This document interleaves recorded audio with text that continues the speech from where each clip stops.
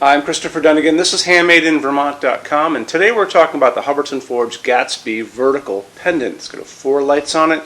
It is quite fabulous. There's also a matching sconce on this too, so check that out too. Both of them are using this really beautiful hand-cut thick crystal, extremely substantial. And I can't even tell you how beautiful it is. It's something you just want to put on your coffee table and look at quite a bit. Check that out. Really beautiful. Let's get into a couple of quick things on this. Let's get into the height of the fixture body itself, and that's going to be independent of the rod it's hanging from. It's coming in at 31 and 31.2, and that's going to be from the bottom of the fixture to where these rods start. Diameter is 11.3. Now when we get into overall height, now we're talking about the distance from the bottom of the fixture to the ceiling itself, and we're going to have a lot to go over on that because this starts off pretty long, 33.8, which is going to be too long for most of you guys who are using an 8-foot ceiling. So we'll circle back to what we can do about that in just a little bit. But 33.8 to 78.8 is going to be the overall height. It's going to be using adjustable ranges that you get by using a system of pipes that screw together. So you're going to be getting, and let's just kind of talk about the pipes. So they have threading on the inside on each end, little connectors that come off. So connectors do exactly what they're called. They connect the two. So you're going to be getting a bunch of connectors. You're going to be able to use them to put together your pipes. You're going to get 3 of the 12-inch, 1 of the 6-inch, and 1 of the 3-inch. And let's talk about how you kind of put this together. So what I would do is I wouldn't put the crystals on until the very end. I would lay the fixture body itself with the sockets out on a nice blanket or towel on a counter, and then after you've figured out which of the pipes you need to get to your overall length, you kind of lay all those things out, and then you snake your wires through basically, all the way out and exiting the canopy that's going to be on the top. Okay, very easy, and they just screw together just like this. So it only takes a quick second. It goes together like that. Check it out. There's almost no seam there. It's incredibly tight, and you can barely even see it. I can barely see it here, so if I can barely see it here, you just trust me on that. Okay, now let's keep going for a second.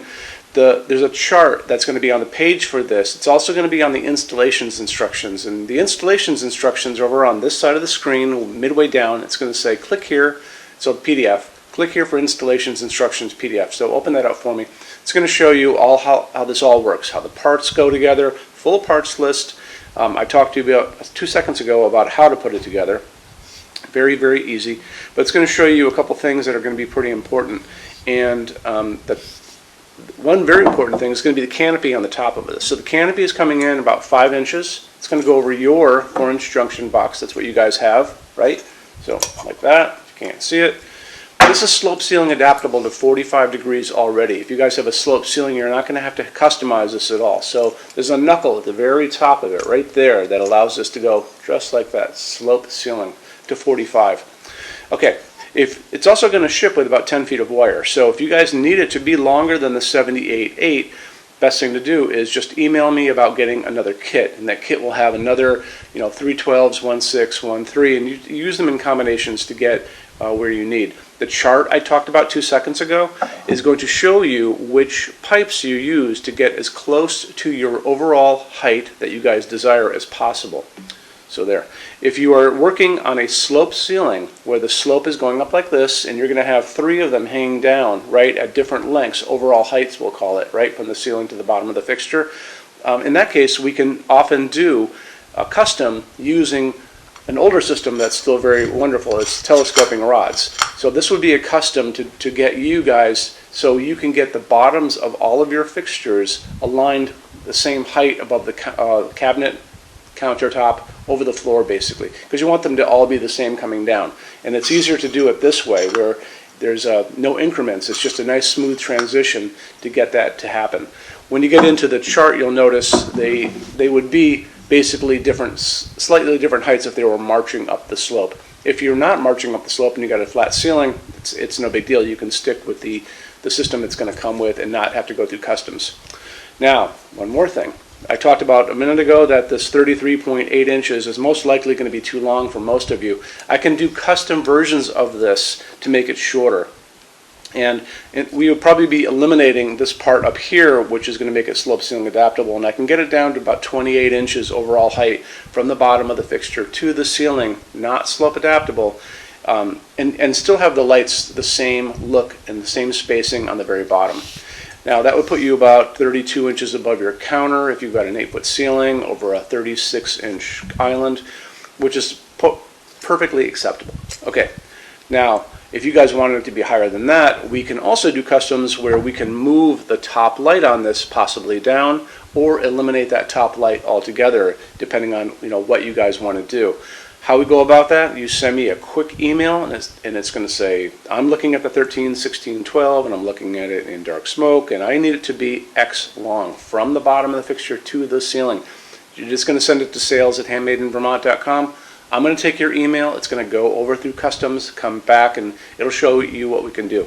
Adds a little money, adds a little time, but we do customs every day. I do them all day long, which is something we can do here. Something that Hubbardton can do here because it's here in Vermont, and all these things are made to order. So keep that in mind. Okay, let's move on. Let's talk about a couple other things. Crystal that is going to be held on. You'll notice it's going to be held on by this. This is a retaining ring. It's got threading in the very bottom. It's a nice silvery look. I'm not sure if this changes. I don't think it changes according to finishes because it kind of hides inside here and it tends to match up with the brightness of the fixture itself, the brightness of that crystal. However, you'll notice on the installations instructions, this is going to come with this. This is a retaining ring tool. It basically fits, see the little edges on here where there are little stops? It's going to fit right into the bottom of that. And basically it just goes over your socket, takes the place of your hand getting inside this, which your hand is too big to get inside the crystal. And it's going to basically keep the crystal on the fixture righty-tighty, lefty-loosey. Don't put it on too tight. Go on like that. When you pull it off, it's magically on there and it's no longer on there. Okay, so don't throw this away. Just keep this in a junk drawer someplace. You may need it someday when you have to change a bulb someday. And we're going to talk about bulbs right now. So you'll notice this is going to be using a G9 socket.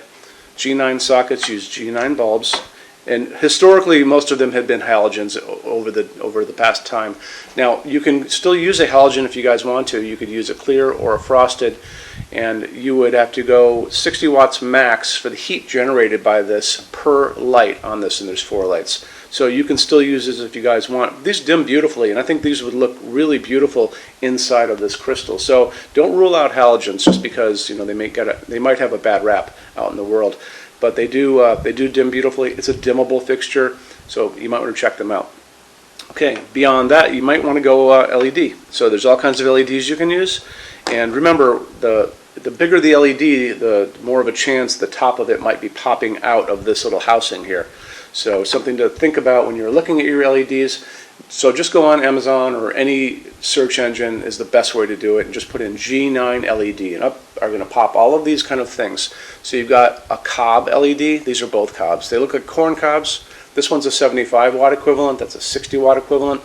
This guy here that has the long orange phosphorus thing in the middle is a phosphorus one. Sometimes they have lines of phosphorus. This has a big pad of phosphorus inside. I don't know if you can see that pretty well.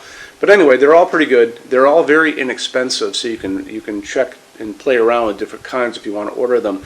The shorter ones are probably going to be the better idea if you can do that. So if you have 4 lights, if you got 4 60 watt equivalent of these cobs, I think that would be the way to go, or these pad ones, and be on the shorter side.